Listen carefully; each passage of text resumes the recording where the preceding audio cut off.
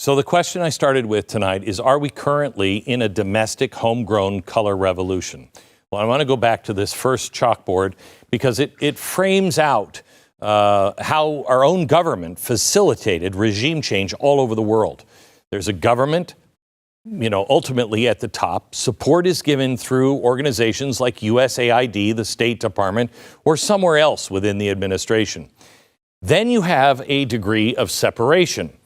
It's privatized. NGOs, the National Endowment for Democracy, National Democratic Institute, International Republican, all of these things.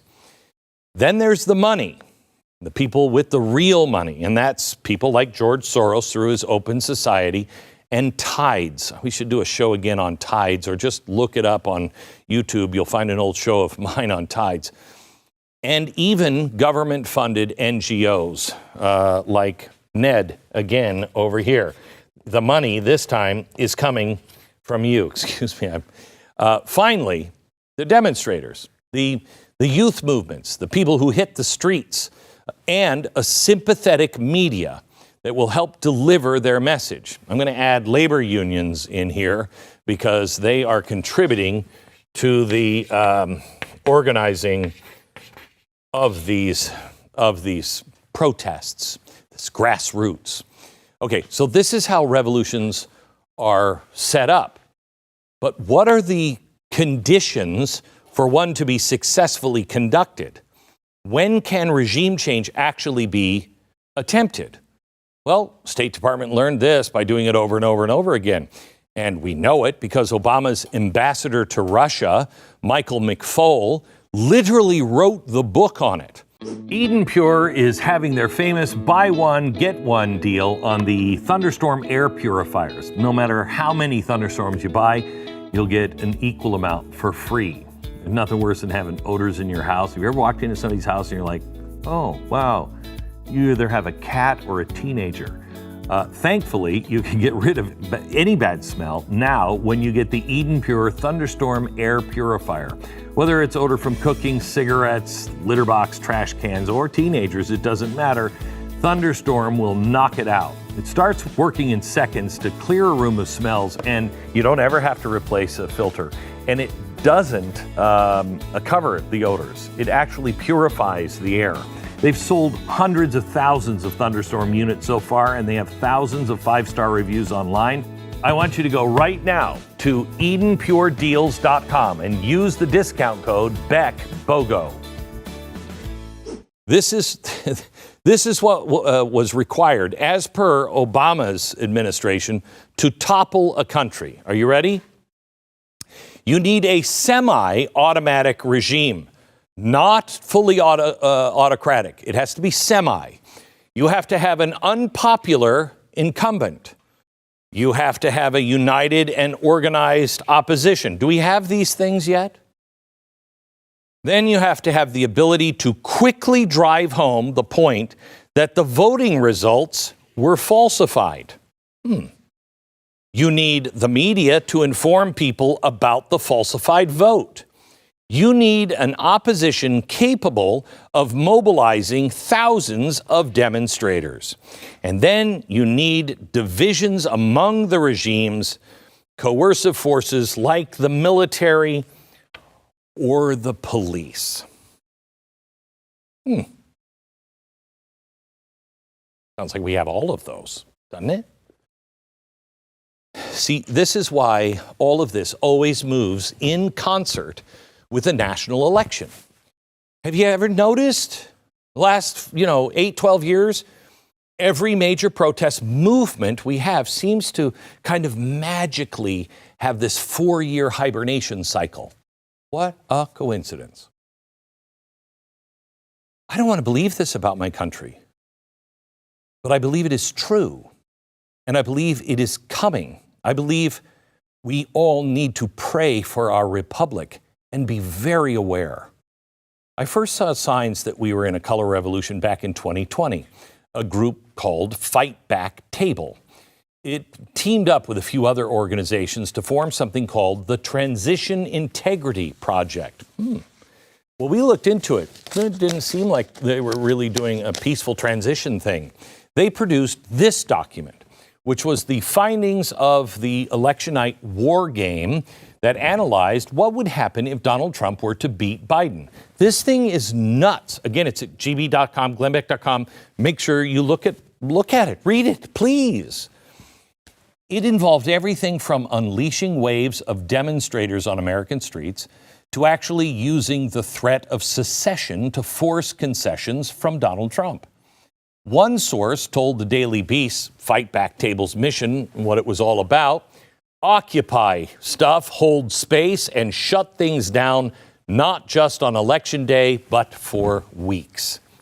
Now, maybe it's just me, but that kind of sounds like a color revolution. Well, that was then. So where do they all go? Well, the head of Fight Back Table was a woman named Deidre Schiffling. Want to take a guess what job she took next? She now works at the White House. She's one of the organizers that formed Fight Back Table. She's at the White House. And the other one is now at a leftist think tank called Demos. Wait a minute. Didn't we talk about this before? We've seen them. Oh, I remember. It was in an expose recently that came out on how the Biden administration was working directly with them to influence the next election. So the radicals that were wargaming 2020 went directly to work with the White House and in the White House. Now, can you turn the lights back up for the chalkboards here? I mean, looking at our chalkboard of the players involved in conducting a revolution, well, we're 1 for 1. So let's scoot over to the other chalkboard now for a second. We're not a fully autocratic regime, and that's not what you need. You need a semi-autocratic regime. They believe Trump is Hitler, and they've told half the country believes that he is Hitler. They've got a fully united opposition. They're prepared to drive home, the point that the election was illegitimate. Hillary Clinton has been saying that just about every week since 2016. Listen to the media. They're already planting the seeds again. But what about number 5? Enough independent media that will be on their side. Well, we already know the media. I mean, it sucks. It's never been more biased, but lately it has gotten so insane that even their own employees are saying something weird, especially government employees. A 25-year veteran of NPR recently accused the outlet of injecting bias into their reporting and crushing dissent within the company. And he specifically called out their CEO, Catherine Maher. Well, before NPR, where was she? Well, she was the CEO of the Wikimedia Foundation. Now, I'm not accusing her of anything here, but if her goal was to influence public opinion and inject bias, leading both Wikipedia and NPR are pretty good spots to be at, right? But this gets a little more interesting. Chris Rufo has just pointed out in his investigation that Maher has, shall we say, an interesting work history. Before NPR, she was employed at the U.S. State Department. And before that, the National Democratic Institute. As I showed you earlier, NDI is one of the main branches of the National Endowment for Democracy, NED. And when she was there, again, you'll never guess, when she was there, what happened? The Arab Spring. And remember what the NED and the U.S. government strategy did during the Arab Spring. What was their strategy? Their strategy was training youth movements on how to influence public opinion through mass media and ultimately to organize in the streets. Oh, and then topple the regime. Chris Rufo found tweets from one of Maher's contacts in northern Africa where he all but calls her a CIA agent. And he made that claim in 2016. He also pointed out how Wikimedia was changing, and not in a good way. If you look at the history here, it is really hard to miss. He also found some of Maher's now deleted blog posts, where she talked about how seizing control of radio could be a way to govern a country. She said, quote, "Control over the flow of information in a closed society can be tantamount to control over the state." That's coming at you from the former head of Wikipedia and the current head of National Public Radio. Now, it might be nothing, right? But the sudden narrative switch from Wikipedia, did you read the story on it today? How they changed all of the stuff when they went after, I think it was Alito that had the flag, and they just changed it overnight. All of a sudden, all the history of the Appeal to Heaven flag changed overnight.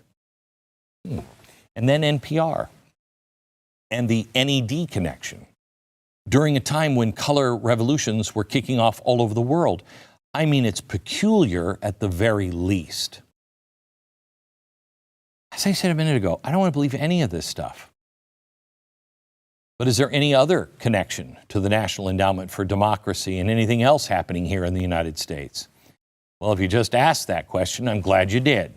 We found out a few months ago that the NED, with cash directly from the State Department, was funding a group that was trying to censor Americans for disinformation. The Blaze was actually one of the sites that showed up on their blacklist.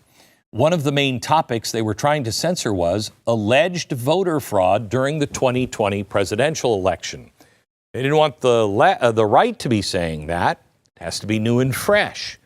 I mean, who needs to know if, the elections are fair, right? We did some more digging into NED financing that went to groups operating inside the United States. We found a grant from 2017 for over $75,000 to the Tides Foundation. Now, it says for supporting civil society engagement in Latin America, and it may be, but the entire reason you give to the Tides Foundation is to make the money go dark. You say it's for one thing, and then you're like, yeah, but I don't really want to. And that's what they do. Now, I have a feeling Ned knows this. It's just a hunch. Back to the chalkboard. We've got government involvement at the top. We've got signs of private NGOs like the National Endowment for Democracy. We have financiers, Soros, Tides, also through the government, through Ned. We're 3 for 3 here. But what about organizing demonstrations and the ability to pop up on the streets at a moment's notice? Well, we already talked about how the encampments are now branching out away from college campuses. Labor unions have been helping. SEIU issued a statement to universities to support the protesters. It all but sounded like a direct threat. And 2 months ago, SEIU announced its, quote, largest investment ever. They committed $200 million to, quote, mobilize working class voters to back President Biden and other Democrats. And the final piece on the chalkboard, 4 for 4, media. Wow, that's weird.